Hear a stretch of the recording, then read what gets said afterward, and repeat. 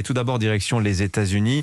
Un an après, Joe Biden au Capitole, sera au Capitole tout à l'heure pour commémorer, si l'on peut dire, l'invasion du Congrès.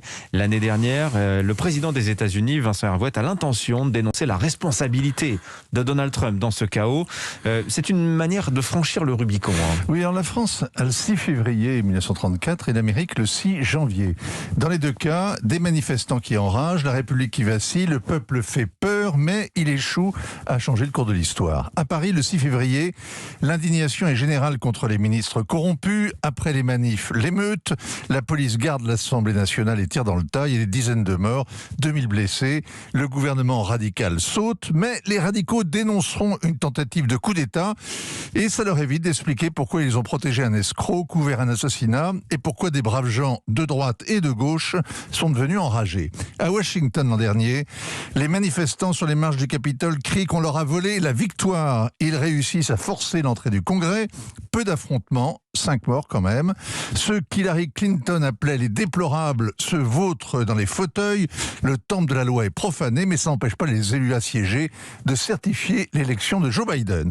Depuis un an, le FBI a arrêté plus de 700 manifestants et cherche à savoir s'il y a eu conspiration. Depuis un an, la presse brode sur le scénario hollywoodien d'une démocratie sauvée in extremis d'un coup d'État. Depuis un an, une commission d'enquête parlementaire cherche la preuve d'une préméditation et au final, à faire accuser Donald Trump de complot. Il ne s'agit pas de sa responsabilité politique ou morale, parce qu'il a chauffé à blanc ses partisans, mais bien d'une traduction pénale pour lui barrer définitivement la route d'un retour au pouvoir. Et ça évite de s'interroger sur la sécession d'une partie du peuple américain, la révolte du pays réel contre le pays légal. Alors, Joe Biden voit dans ces événements du 6 janvier le couronnement tragique de la présidence Trump. Alors, il ne prononce jamais son nom. Il dit l'autre type ou le gars d'avant, comme si Donald Trump était le diable qu'il ne faut jamais appeler sous peine de le voir rappliquer. Mais qui peut croire qu'en le diabolisant, Joe Biden va s'en débarrasser, alors que pendant ses 4 ans de mandat,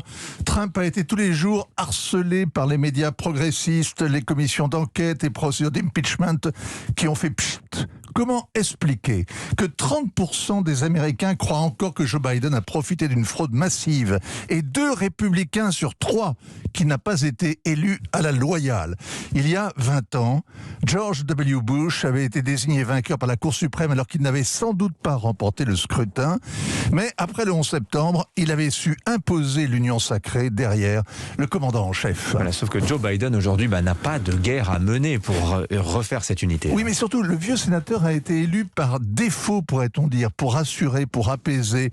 Et il ne parvient pas à susciter ce ralliement tellement attendu, notamment parce qu'il reste l'otage complaisant des militants progressistes qui imposent la cancel culture, le wokisme, la discrimination positive, l'intersectionnalité des luttes, les réformes sociétales les plus radicales. Joe Biden avait promis, dans son premier discours, d'être le président de tous les Américains, le contraire d'un candidat en campagne. Il en est incapable. Il n'a pas réussi à réduire la fracture entre les 2 Amériques, alors que c'était sa tâche prioritaire. Il ne cherche même plus à faire semblant. Le réquisitoire qu'il s'apprête à faire au Capitole contre Donald Trump montre qu'il a renoncé à sa mission historique. Signature Vincent Hervouet. Merci Vincent.